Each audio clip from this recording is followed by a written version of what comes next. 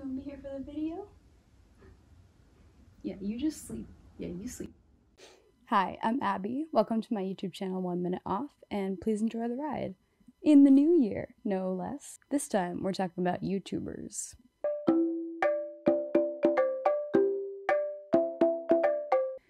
So I was, scrolling through the trending tab on YouTube the other day, trying to avoid doom scrolling on TikTok, and just trying to come up with some new fun ideas for videos, when my eyes were drawn to the blindingly colorful thumbnail of the latest MrBeast video. I am, adjacent to this man's content. He's 20, I'm 23. Having watched a few other commentary YouTubers talk about what he's recently done, I know what he did with Squid Game, and I'm generally, aware of his place in the YouTube community as like a philanthropist, I guess. That's what Google says. Expensive prankster man. I've never, fully watched or enjoyed a full MrBeast video before, probably because I'm not 12 and, full of adolescent rage that can only be satiated by bright colors and loud voices. This is $1 million! And to tell you the truth, I've just been really scared, honestly, at the prospect of even clicking on one of these videos. But as fate and luck would have it, in this particular video, filling the right side of the screen with a most likely justified, terrified look on his face, is ex-Viner and YouTube's old, Japanese forest expose artist, Logan Paul. I'm not gonna rehash here what happened with this guy, because if you know, you know, and if you don't, I'd suggest you live your life in blissful ignorance. I thought it was really safe to say that the guy's been canceled more than once, but I guess it's not really true since he's clearly, back at it again. MrBeast has been doing this thing lately, or maybe he's been doing it longer, I don't know. He gets a bunch of these really popular people like Bella Porch and James Charles to, come together in these games and win cash prizes. He's also allowing, regular schmucks, plebeians like you and me, onto these game shows, out of the goodness of his heart, probably. And, clearly there's an audience for this. There's many children on the internet, unfortunately. And at the time of, writing the script, the video itself has 30 million views, even though it's only been 3 days since he uploaded it. So, I thought, hey, what am I missing here? Lord knows I wouldn't want to fall into the, ever feared abyss of FOMO. So, maybe I should, go ahead and check out this guy's content. He's my age, it's not like he's a teenager. Our brains are almost fully developed. So, I mean, maybe I can kind of judge this guy from a level playing field, a level ground. The level ground being me with only 300 subscribers punching all the way up to the top of YouTube. Hey, but this guy has enough money to be giving away $1 million in this 12-minute video. So I'm not too pressed about criticizing him. Last I heard of Logan Paul, he was threatening to beat up Mike Tyson and just posting pictures of his sweaty brother beating up other sweaty guys, or doing his little podcast. I think it's called Impulsive, which isn't actually too bad. It's nothing incredible, it's nothing great. But, now it seems that he's stepping into the MrBeast creator world, attempting to ride this famous Friends train, all the way to where he once was before he, did that. So I thought it'd be a fun idea to just relax and sit back, do a little reaction to this video. Since I'm sure with everything that I've heard about both of these people and everyone else in the video, it's gonna be, a thought-provoking, fun, and I'm sorry, I can't get through it. Let's just watch. So what I notice right off the bat is the ad in front of the video seems to be attached to the video itself, which I find odd. There's this Verizon ad with Kate McKinnon, the same one I keep seeing when I visit my parents at their house and watch football with my dad. But at the end, there's this little end screen thing, a blink, you might miss it, that looks like this. As you can see, that little bar has not quite made it to the other side of the screen, yet MrBeast Creator Games logo is sprawled right out there for everyone to see. Weird. This is the largest stadium in the world, and inside are the 10 biggest creators on YouTube. Okay, yeah. So, I can put names to faces for about 5 of these people. Might be nice if any of them were wearing masks, but that's a nitpick. Probably vaccinated. And, if you go to the comments oh, how could they play these games if they were masks? Babe, what I'm saying is this should never have happened in the first place. Global pandemic or no global pandemic. So this man rented out SoFi Stadium for what looks to be around 45 grand in order to do a large game of hide and seek. You know, looking more into this, I actually found out that he hired an FBA agent for the whole thing, so there's that. I'll come out wherever you are. Trust me, there's somebody over here. Can I say something? I mean, this is my first MrBeast video, but like, he doesn't seem super excited to be there or be doing this. Like, yeah, there's times where he's like smiling and laughing and the edits and the voiceovers and stuff. I don't know, he looks kind of tired to me. I'd be tired too. Like, when he finds Matt Pat, he just screams at the top of his lungs that he found him. Yes, I found someone! Attention, everybody! Right. Loud equals funny. I forgot.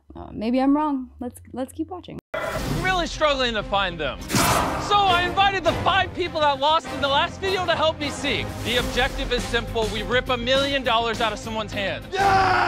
I loved it. I'm so bored. Like, I'm so bored watching this. Like, I feel like I'm thinking of all these other things. And I don't even mean to be, I'm trying to focus, but can feel myself getting distracted by anything that's not this video because it's so boring. Let's see if his hunch was right. How much are they paying you to push them around?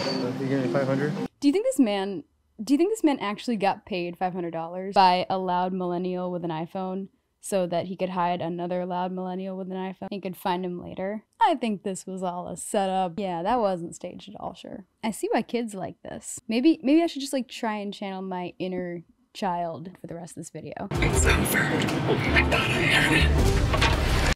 Like, why is he still whispering? Like, they can hear you. The reason I caught on is because he literally just kept taking plastic and then putting it back on the cart and then taking it off like NPC. Oh yeah? Like NPC. Like non-player character? Guys, what's a term that's like popular, you know, online or whatever that we could just like throw into this video to like, you know, just relate or whatever? Like an NPC, my love. You talking that way, in an ironic way, almost makes you kind of sound like an NPC. Oh, maybe that was the joke. Damn, that's meta. We found Mark Rober and ZHC, only 7 of you. So I don't know who Mark Rober or ZHC is, but I hope they don't struggle too much financially.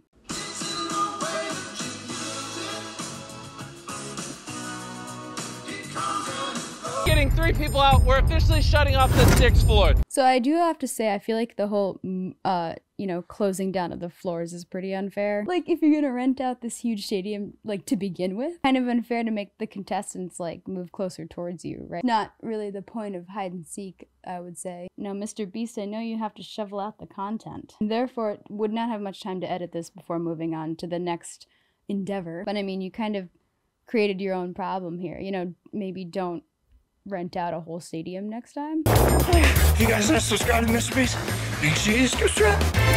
Oh, and there we go. That's how Logan got in. It all makes sense now. There's the plug. Cleverly disguised as a joke in the form of, you know, Logan Paul running as if he's in mortal danger of taking responsibility for something. But it's still an ad from MrBeast's channel. On his own channel.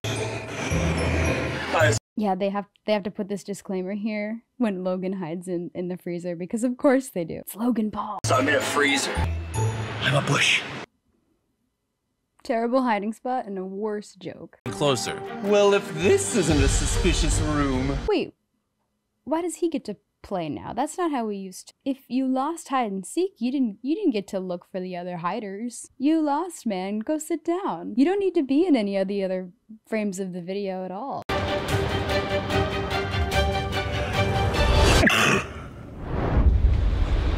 Again, I'm sure that was not staged. Yeah, don't you hate it when you're competing for $1 million and the only thing you have to do is not make any noise and you sneeze? I feel like I could have held it in. You know, any weird medical results from that would be probably covered by the $1 million. I also feel like, you know, whispering into your camera might not be the best tactic for hide and seek. Like, you know, the irony of these influencers playing hide and seek is that, like, they have to, their job is being on their cameras, you know, 24/7. But, you know, being on camera and radio 24/7 kind of defeats the purpose of hide and seek, right? Kind of. Maybe it's just me. It's a real person. Oh no. You've been in this box for like 5 hours. I thought it was worth it because I'd win the money. Okay, I'm gonna judge her hiding place. Ma'am, we're in a global pandemic. You know, after MrBeast stressed the entire, nature of the stadium being rented, you're gonna hide in a trash can that apparently wasn't cleaned out. I mean, I'm sure it was. This was all staged. One of two things happened here, right? One, nobody cleaned out these trash cans before this like FBI sponsored event, and this girl really spent 5 hours in a dirty trash can, and came out looking 100% clean and fine.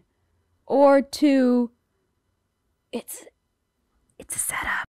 Like if I were a tiny Rosanna Pansino, where would I hide? God, you already said that. I'm sorry. I'm ragging on this dude a bit too hard. I'm not sure I like his voice when he's not shouting movie or math facts at me. Oh, that an ad. And it's the same ad, of course. This is a tangent, but the same ad? I mean, at least make it like a different part of the ad. Also, I feel like the ad break definitely was not long enough to repeat those clips. I feel like I remember what happened pretty well. Wait a minute. Is that some sneakers I see right there? Oh my God, is he gonna find Logan? Oh, Bella! How long have you been here? Work out, Bella. You didn't manage to win this $1 million for your fans. I tried. I'm gonna go find more people. She's like, yeah, they pay me to be here. Can I leave now? So I'm not too unfortunately, I've lost a little bit of interest. I'm not too familiar with the remaining candidates in this contest. But MrBeast did, go ahead and pin this comment that told me to watch till the end. So, I guess I'm gonna have to watch till the end, to see the plot twist. Spots to hide. I literally showed up here at 6 in the morning, pushing through with 0 sleep. Mr. Ray, I would definitely need about 12 hours of sleep if I was gonna compete in an event like this. Or to even think about, the notion of being in the vicinity of MrBeast. The yelling alone, oh my God. Guys, please, anyone watching this, get a good night's sleep tonight, or else you might end up in an empty stadium with a loud YouTuber. You are going head to head in hide and seek for $1 million for one of your fans. I do wonder if they actually gave $1 million to the fan. That would be pretty cool, and I guess it would kind of make the video worth it. Like, yeah, I mean, if someone randomly got, like, their college tuition and then some paid by one of these YouTubers, that's pretty cool. We're coming for you. Good thing I'm on the first. Oh my God, is Logan Paul gonna win the game? Lorraine's gonna fall asleep. Is Logan gonna win? In this freezer, go figure. I forgot he was in the freezer. Yeah. I wonder if he's in a working, like I've heard horror stories. I don't know if there's a horrible joke involving dramatic irony here, but I'm not gonna say it. Oh, there he is. Okay, well, so one, I'm glad he didn't freeze to death. Two, I'm kind of glad he also won't be winning the money. But here's where it gets interesting. This is where it gets interesting. I've been on the edge of my seat for the whole video, MrBeast. About that. Lorraine actually fell asleep while hiding. Oh, yeah. Sure, Jan. So, in the end, spoiler alert, Lorraine fell asleep, and this guy, Zach King, won. Hooray! Anyways. Okay, so now, who is Zach? I went to check the description of MrBeast's video, but there's just a bunch of his own social media. So I thought, it's kind of weird and a little rude. I don't know, a little that, he wouldn't like at least type a few names out, a few handles or something. Maybe you have to buy that from him too. So after, finishing this video and going back to some research, I discovered this is the magic guy from Vine. Yeah, I remember him. He does ads now, too. The Dane Cook of YouTube, isn't he?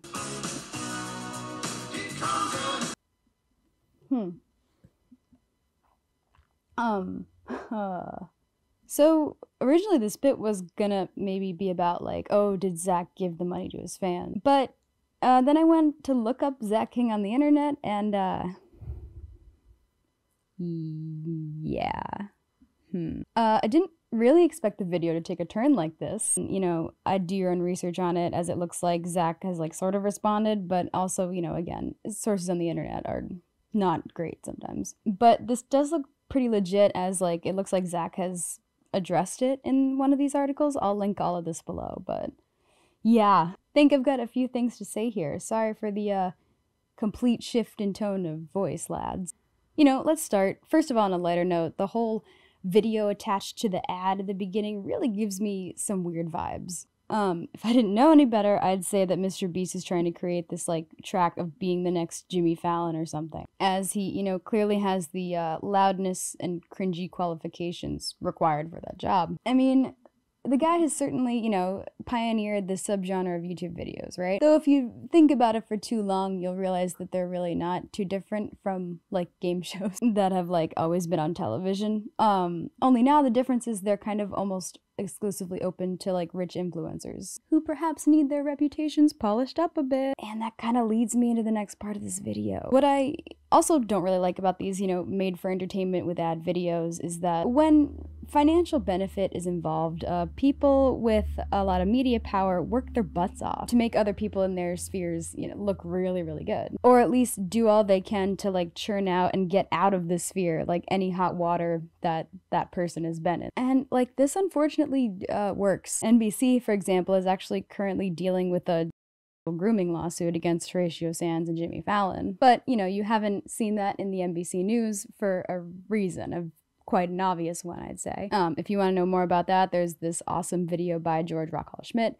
Goes through the whole thing. I'll link it that below as well. It's not the point of this video. I mentioned this separate thing because it's relevant in the sense that, like, you know, despite the whole Me Too movement, people's careers obviously still matter more than the allegations of sexual harassment against them. And that is, you know, obviously a much larger societal issue, but it's one in which MrBeast here seems to be, you know, indirectly kind of supporting. You know, MrBeast's public of mostly young children will wind up watching this fun game show video with Zach King and see how, like, funny he is, and see him, you know, I guess supposedly donating $1 million to a fan, and seeing MrBeast, you know, support this famous friend financially. And, you know, the majority of this audience will pretty much never see that news about this very friend being, you know, doing some alleged harassment. Large portion of his audience will only ever see Zach in this video. And since he's not really linked, his social media is not linked anywhere, they'll just have this positive image of him in their head as, like, this game show winner and nice donator man. You know, they might go find his profile and watch his other videos, and they might even subscribe to him. And, you know, he'd obviously never promote anything like that himself. So with the aggressively fast passing of time on social media, these pesky allegations will all just blow over soon.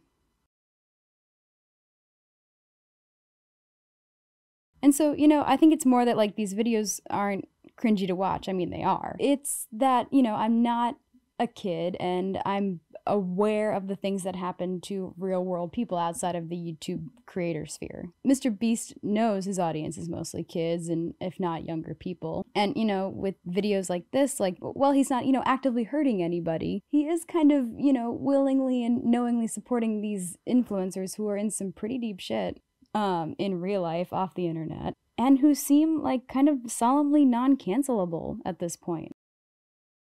Yeah, so yeah, this video began as like a fun punching up sort of thing, but it kind of turned into, like, a deeper one. So I'm gonna end it here, but I will say, you know, please do your own research on the Zach King thing. I think I need to just go lay down for a few minutes. I really don't know how to end this one, so thanks for watching if you've watched this far. Again, please do your own research. I'll link some, you know, videos below. And, you know, the research I did about Zach, I'll link that as well. I'm Abby. This is 1 Minute Off, and, you know, let's try and get our shit together this year, guys.